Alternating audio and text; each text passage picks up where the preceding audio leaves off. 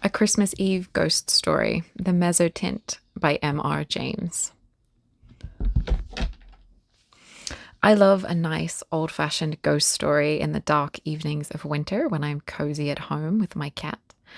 While the horror genre as a whole can be read at any time of the year, though perhaps is a nice treat in the autumn around Halloween, there's a long tradition of telling ghost stories in the UK in the depths of winter. There is, of course, something about the long dark nights of snow, the eerie quiet of the hushed, narrow byways, and the older, drafty stone houses of that country that lends itself especially to this kind of tale. It's not surprising that the Victorian era, a time when people were fascinated with death and spiritualism, became the heyday of the Christmas ghost story. In some part, this is due to Charles Dickens' popular Christmas stories, printed in his magazines piecemeal. A popular story, of course, is A Christmas Carol. It's an excellent example of the Christmas ghost story, both spooky but also edifying. He also wrote The Chimes and A Cricket on the Hearth, which are less well known than his most famous. But Dickens also wrote excellent short ghost stories like The Signal Man. A telling of spooky stories on Christmas Eve then was and has been a long-standing pastime or tradition from that day even to more recent times. Some of these old stories have been retold in BBC series like A Ghost Story for Christmas, which you can find here on YouTube and was made in the 70s, but is often replayed at this time of year. M.R. James was one such writer who embraced this tradition. Born in 1862, M.R. stands for Montague Rhodes, and he was a medieval scholar whose work in that field is still highly regarded.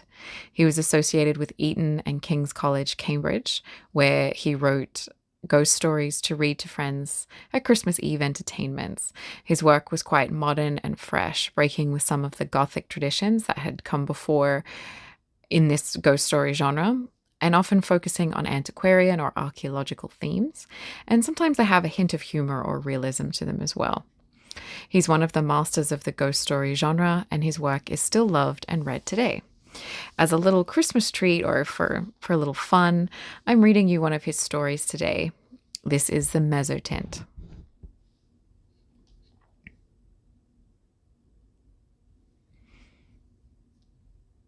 Some time ago, I believe I had the pleasure of telling you the story of an adventure which happened to a friend of mine by the name of Deniston during his pursuit of objects of art for the museum at Cambridge. He did not publish his experiences very widely upon his return to England, but they could not fail to become known to a good many of his friends, and among others to the gentleman who at that time presided over an art museum at another university. It was to be expected that the story should make a considerable impression on the mind of a man whose vocation lay in lines similar to Deniston's, and that he should be eager to catch at any explanation of the matter, which tended to make it seem improbable that he should ever be called upon to deal with so agitating an emergency. Does that make sense?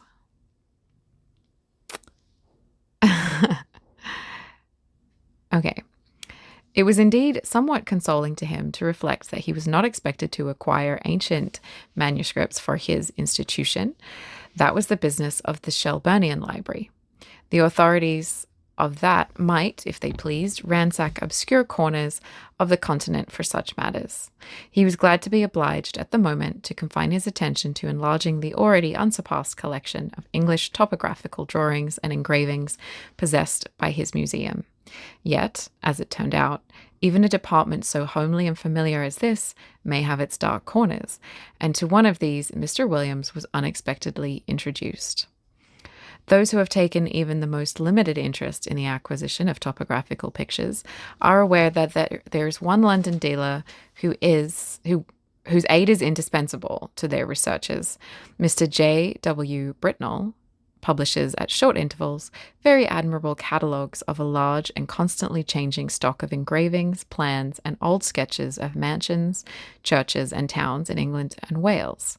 These catalogues were, of course, the ABC of his subject to Mr. Williams, but as his museum already contained an enormous accumulation of topographical pictures, he was a regular rather than a copious buyer, and he rather looked to Mr. Britnell to fill up the gaps in the rank and file of his collection than to supply him with rarities.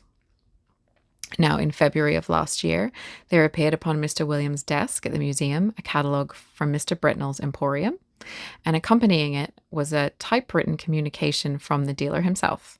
This letter ran as follows: Dear Sir, we beg to call your attention to number 978 in our accompanying catalogue, which we shall be glad to send on approval. Yours faithfully, J.W. Britnell. To turn to number 978 in the accompanying catalogue was with Mr. Williams, as he observed to himself, the work of a moment, and in the place indicated he found the following entry: 978, unknown, interesting mezzotint, view of a manor house, early part of the century, 15 by 10 inches, black frame, £2 and twopence, I think it is. It was not especially exciting, and the price seemed high. However, as Mr. Britnell, who knew his business and his customer, seemed to set a store by it, Mr. Williams wrote a postcard asking for the article to be sent on approval, along with some other engravings and sketches which appeared in the same catalogue, and so he passed without much excitement of anticipation to the ordinary labours of the day. A parcel of any kind always arrives a day later than you expect it, and that of Mr. Britnell proved, as I believe the right phrase goes, no exception to the rule.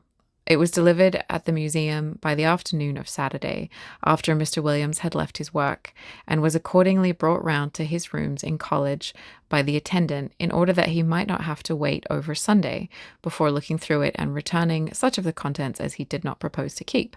And here he found it when he came in to tea with a friend. The only item with which I am concerned was the rather large black-framed mezzotint, of which I have already quoted the short description given in Mr. Britnell's catalogue. Some more details of it will have to be given, though I cannot hope to put it before you, the look of the picture as clearly as it is present in my own eye. Very clearly the exact duplicate of it may be seen in a good many old inn parlours or in the passages of undisturbed country mansions at the present moment. It was a rather indifferent mezzotint, and an indifferent mezzotint is, perhaps, the worst form of engraving known.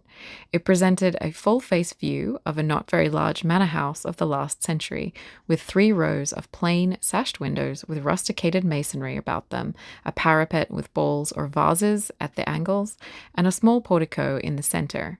On either side were trees, and in front a considerable expanse of lawn.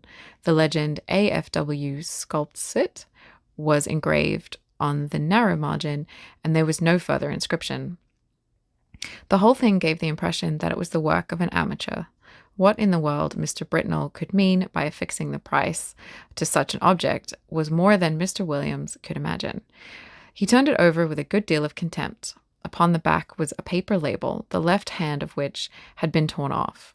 All that remained were the ends of 2 lines of writing. The first had the letters NGLEY Hall, the second sex.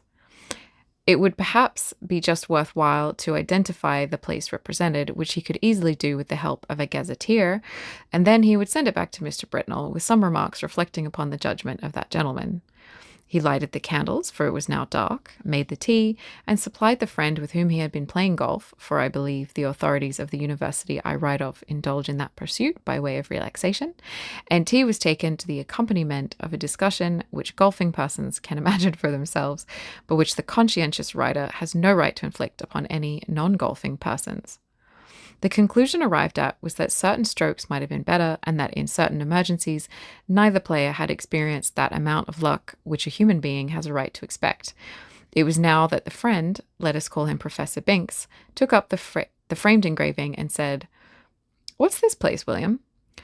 "Just what I am going to try to find out," said Williams, going to the shelf for a gazetteer. "Look at the back, something Lee Hall, either in Sussex or Essex. Half the name's gone, you see. You don't happen to know it, I suppose." "It's from that man Britnell, I suppose, isn't it?" said Binks. "Is it for the museum?" "Well, I think I should buy it if the price was 5 shillings, said Williams. "But for some unearthly reason he wants 2 guineas for it. I can't conceive why. It's a wretched engraving, and there aren't even any figures to give it life." "It's not worth 2 guineas, I should think," said Binks. but I don't think it's so badly done. The moonlight seems rather good to me, and I should have thought there were figures, at least a figure, just on the edge in front. Let's look, said Williams. Well, it's true the light is rather cleverly given. Where's your figure? Oh, yes, just in the head, in very front of the picture. And indeed there was, hardly more than a black blot on the extreme edge of the engraving, the head of a man or a woman, a good deal muffled up, the back turned to the spectator and looking towards the house. Williams had not noticed it before. Still, he said, though it's a cleverer thing than I thought, I can't spend 2 guineas of museum money on a picture of a place I don't know. Professor Binks had his work to do and soon went, and very nearly up to hall time. Williams was engaged in a vain attempt to identify the subject of his picture. If the vowel before the NG had only been left, it would have been easy enough, he thought. But as it is, the name may be anything from Gestingley to Langley, and there are many more names ending like this than I thought, and this rotten book has no index of terminations. Hall in Mr. Williams' college was at 7. It need not be dwelt upon, the less so as he met there colleagues who had been playing golf during the afternoon, and words with which we have no concern were freely bandied across the table, merely golfing words, I would hasten to explain. I suppose an hour or more to have been spent in what is called common room after dinner. Later in the evening, some few retired to Williams' rooms, and I have little doubt that whist was played and tobacco smoked. During a lull in these operations, Williams picked up the Mezzotint from the table without looking at it and handed it to a person mildly interested in art, telling him where it had come from and the other particulars which we already know. The gentleman took it carelessly, looked at it, and then said, in a tone of some interest, "It's really a very good piece of work, Williams. It has quite a feeling of the Romantic period. The light is admirably managed, it seems to me, and the figure, though it's rather too grotesque, is somehow very impressive." "Yes, isn't it?" said Williams, who was just then busy giving whiskey and soda to others of the company, and was unable to come across the room to look at the view again. It was by this time rather late in the evening, and the visitors were on the move. After they went, Williams was obliged to write a letter or two and clear up some odd bits of work. At last, some time past midnight, he was disposed to turn in, and he put out his lamp after lighting his bedroom candle. The picture lay face upwards on the table where the last man who looked at it had put it, and it caught his eye as he turned the lamp down. What he saw made him very nearly drop the candle on the floor, and he declares now that if he had been left in the dark at that moment, he would have had a fit. But as that did not happen, he was able to put down the light on the table and take a good look at the picture. It was indubitable, rankly impossible, no doubt, but absolutely certain. In the middle of the lawn, in front of the unknown house, there was a figure where no figure had been at 5 o'clock that afternoon. It was crawling on all fours towards the house, and it was muffled in a strange black garment with a white cross on the back. I do not know what is the ideal course to pursue in a situation of this kind. I can only tell you what Mr. Williams did. He took the picture by one corner and carried it across the passage to a second set of rooms which he possessed. There he locked it up in a drawer, sported the doors of both sets of rooms, and retired to bed. But first he wrote out and signed an account of the extraordinary change which the picture had undergone since it had come into his possession. Sleep visited him rather late, but it was consoling to reflect that the behavior of the picture did not depend upon his own unsupported testimony. Evidently, the man who had looked at it the night before had seen something of the same kind as he had.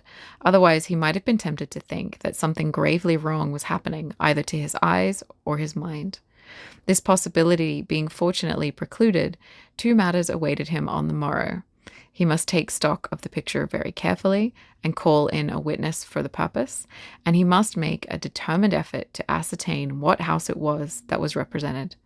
He would therefore ask his neighbor, Nisbet, to breakfast with him, and he would subsequently spend a morning over the gazetteer. Nisbet was disengaged and arrived at about 9:30. His host was not quite dressed, I am sorry to say, even at this late hour. During breakfast, nothing was said about the Mezzotint by Williams, save that he had a picture on which he wished for Nisbet's opinion. But those who are familiar with university life can picture for themselves the wide and delightful range of subjects over which the conversation of two fellows of Canterbury College is likely to extend during a Sunday morning breakfast. Hardly a topic was left unchallenged, from golf to lawn tennis. Yet I am bound to say that Williams was rather distraught, for his interest naturally centered in that very strange picture which was now reposing, face downwards, in the drawer in the room opposite. The morning pipe was at last lighted, and the moment had arrived for which he looked. With very considerable, almost tremulous excitement, he ran across, unlocked the drawer, and extracting the picture, still face downwards, ran back and put it in Nisbet's hands. "Now," he said, "Nisbet, I want you to tell me exactly what you see in that picture. Describe it, if you don't mind, rather minutely. I'll tell you why afterwards." "Well," said Nisbet, "I have here a very nice view of a country house. English, I presume, by moonlight." "Moonlight. You're sure of that?" "Certainly. The moon appears to be on the wane, if you wish for details, and there are clouds in the sky." "All right, go on. I'll swear," added Williams, as an aside, "there was no moon when I saw it first." "Well, there's not much more to be said," Nisbet continued. "The house has 1, 2, 3 rows of windows, 5 in each row, except at the bottom, where there's a porch instead of the middle one, and—" "What about figures?" said Williams, with marked interest. "There aren't any," said Nisbet. "But—" "What? No figure on the grass in front?" "Not a thing." "You'll swear to that?" "Certainly I will. But there's one other thing." "What?" "Why, one of the windows on the ground floor, left of the door, is open." "Is it really? My goodness, he must have got in," said Williams with great excitement, and he hurried to the back of the sofa on which Nisbet was sitting, and catching the picture from him, verified the matter for himself. It was quite true. There was no figure, and there was the open window. Williams, after a moment of speechless surprise, went to the writing table and scribbled for a short time. Then he brought 2 papers to Nisbet and asked him first to sign one. It was his own description of the picture, which you have just heard, and then to read the other, which was William's statement written the night before. "What can it all mean?" said Nisbet. "Exactly," said Williams. "Well, one thing I must do, or 3 things now I think of it. I must find out from Garwood," this was his last night's visitor, "what he saw, and then I must get the thing photographed before it goes further, and then I must find out what the place is." "I can do the photographing myself," said Nisbet, "and I will. But, this looks very much as if we were assisting at the working out of a tragedy somewhere. The question is, has it happened already, or is it going to come off? You must find out what the place is." "Yes," he said, looking at the picture again. "I expect you're right. He has got in, and if I don't mistake, there'll be the devil to pay in one of the rooms upstairs." "I'll tell you what," said Williams. "I'll take the picture across to Old Green." This was the senior fellow of the college, who had been bursar for many years. "It's quite likely he'll know it. We have property in Essex and Sussex, and he must have been over the 2 counties a lot in his time." "Quite likely he will," said Nisbet. "But just let me take my photograph first. But look here, I rather think Green isn't up today. He wasn't in Hull last night, and I think I heard him say he was going down for the Sunday." "That's true too," said Williams. "I know he's gone to Brighton." "Well, if you'll photograph it now, I'll go across to Garwood and get his statement, and you keep an eye on it while I'm gone. I'm beginning to think 2 guineas is not a very exorbitant price for it now." In a short time he had returned and brought Mr. Garwood with him. Garwood's statement was to the effect that the figure, when he had seen it, was clear of the edge of the picture, but had not gone far across the lawn. He remembered a white mark on the back of its drapery, but he could not have been sure if it was a cross. A document to this effect was drawn up and signed, and Nisbet proceeded to photograph the picture. "Now, what do you mean to do?" he said. "Are you going to sit and watch it all day?" "Well, no, I think not," said Williams. "I rather imagine we're meant to see the whole thing. You see, between the time I saw it last night and this morning, there was time for lots of things to happen, but the creature only got into the house. It could easily have got through its business in the time and gone to its own place again. But the fact of the window being open, I think, must mean that it's in there now. So I feel quite easy about leaving it. And besides, I have a kind of idea that it wouldn't change much, if at all, in the daytime. We might go out for a walk this afternoon and come in to tea, or whenever it gets dark. I shall leave it out on the table here and sport the door. My skip can get in, but no one else." The 3 agreed to this. The three agreed that this would be a good plan, and further, that if they spent the afternoon together, they would be less likely to talk about the business to other people, for any rumor of such a transaction was going on would bring the whole of the phantasmagorical society about their ears. We may give them a respite till 5 o'clock. At or nearly that hour, the three were entering William's staircase. They were at first slightly annoyed to see that the door of his rooms was unspotted. But in a moment it was remembered that on Sunday the Skips came for orders an hour or so earlier than on weekdays. However, a surprise was awaiting them. The first thing they saw was the picture leaning up against a pile of books on the table as it had been left, and the next thing was William Skip seated on a chair opposite, gazing at it with undisguised horror. How was this? Mr. Filcher, the name is not my own invention, was a servant of considerable standing and set the standard of etiquette to all his own college and to several neighbouring ones, and nothing could be more alien to his practice than to be found sitting on his master's chair or appearing to take any particular notice of his master's furniture or pictures. Indeed, he seemed to feel this himself. He started violently when the three men came into the room and got up with a marked effort. Then he said, "I ask your pardon, sir, for taking such a freedom to sit down." "Not at all, Robert," interposed Mr. Williams. "I was meaning to ask you sometime what you thought of that picture." "Well, sir, of course, I don't set up my opinion against yours, but it ain't the picture I should hang where my little girl could see it." "Wouldn't you, Robert? Why not?" "No, sir. Why, the poor child, I recollect once she see a door Bible with pictures not half what that is, and we had to set up with her 3 or 4 nights afterwards, if you'll believe me. And if she was to catch sight of this skeleton here, or whatever it is, carrying off the poor baby, she would be in a taking. You know how it is with children, so how nervous they get with a little thing and all. But what I should say, I don't seem a right picture to be laying about, sir, not where anyone that is liable to be startled could come on it. Should you be wanting anything this evening, sir? Thank you, sir."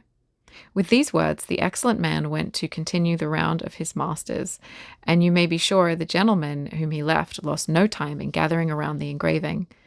There was the house, as before, under the waning moon and the drifting clouds. The window that had been open was shut, and the figure was once more on the lawn, but not this time crawling cautiously on hands and knees. Now it was erect and stepping swiftly with long strides towards the front of the picture. The moon was behind it, and the black drapery hung down over its face so that only hints of that could be seen, and what was visible made the spectators profoundly thankful they could see no more than the white, dome-like forehead and a few straggling hairs. The head was bent down, and the arms were tightly clasped over an object which could only be dimly seen and identified as a child. Whether dead or living, it was not possible to say. The legs of the appearance alone could be plainly discerned, and they were horribly thin. From 5 to 7, the three companions sat and watched the picture by turns, but it never changed. They agreed at last that it would be safe to leave it, and that they would return after Hall and await further developments. When they assembled again at the earliest possible moment, the engraving was there, but the figure was gone, and the house was quiet under the moonbeams. There was nothing for it but to spend the evening over gazetteers and guide-books. Williams was the lucky one at last, and perhaps he deserved it. At 11:30 p.m., he read from Murray's Guide to Essex the following lines: 6.5 miles, Ammingley. The church has been an interesting building of Norman date, but was extensively classicized in the last century. It contains the tombs of the family of Francis, whose mansion, Anningley Hall, a solid Queen Anne house, sits immediately beyond the churchyard in a park of about 80 acres. The family is now extinct, the last heir having disappeared mysteriously in infancy in the year of 1802. The father, Mr. Arthur Francis, was locally known as a talented amateur engraver in Mezzotint. After his son's disappearance, he lived in complete retirement at the Hall and was found dead in his studio on the 3rd anniversary of the disaster, having just completed an engraving of the house, impressions of which are of considerable rarity. This looked like business, and indeed Mr. Green, on his return, at once identified the house as Ammingley Hall. "Is there any kind of explanation of the figure, Green?" was the question which Williams naturally asked. I don't know, I'm sure, Williams. What used to be said in the place when I first knew it, which was before I came up here, was just this. Old Francis was always very much down on these poaching fellows, and whenever he got a chance, he used to get a man whom he suspected of it turned off the estate. And by degrees, he got rid of them all but one. Squires could do a lot of things then that they daren't think of now. Well, this man was that was left was what you find pretty often in that country, the last remains of a very old family. I believe they were lords of the manor at one time. I recollect just the same thing in my own parish. What, like the man in Tess of the D'Urbervilles? William put in. Yes, I dare say it's not a book I could ever read myself, but this fellow could show a row of tombs in the church there that belonged to his ancestors, and all that went sour to him a bit. But Francis, they said, could never get at him. He always kept just on the right side of the law, until one night the keepers found him at it in a wood right at the end of the estate. I could show you the place now. It marches with some land that used to belong to an uncle of mine. And you can just imagine there was a row. And this man, Gordy, that was the name to be sure, Gordy. I thought I should get it, Gordy. He was unlucky enough, poor chap, to shoot a keeper. Well, that was what Francis wanted, and grand juries been hanged or made away with themselves. They bury them that side, and the idea that some friend of Gordy's, not a relation because he had none, poor devil, he was the last of his line, land of spes ultima gentis, must have planned to get hold of Francis Boy and put an end to his line too. I don't know, it's rather an out-of-the-way thing for an Essex poacher to think of, but I should say now it looks more as if old Gordy had managed the job himself. I hate to think of it. Have some whiskey, Williams. The facts were communicated by Williams to Denniston, and by him to a mixed company, of which I was one, and the Sadducean professor of ophanology another. I am sorry to say that the latter, when asked what he thought of it, only remarked, "Oh, those Bridgeford people will say anything," a sentiment which met with the reception it deserved.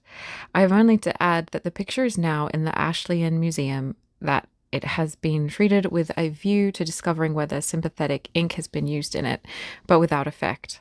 That Mr. Britnell knew nothing of it, save that he was sure it was uncommon, and that, although carefully watched, it has never been known to change again. And that is The Mezzotint by M.R. James. Thank you for watching, and thank you for joining me for a ghost story. If you are an M.R. James fan, what is your favorite ghost story of his? And also, just a very Merry Christmas from me if you celebrate, and a very Happy New Year as well. And I'll be back again soon with some book reviews and fun things. Thank you for watching, and feel free to chat to me in the comments.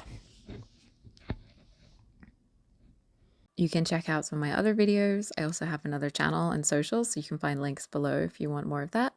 And if you want to hang out again, remember to like and subscribe. And you can always leave a comment, let me know what you thought, or let me know what else you might want to see. Thank you.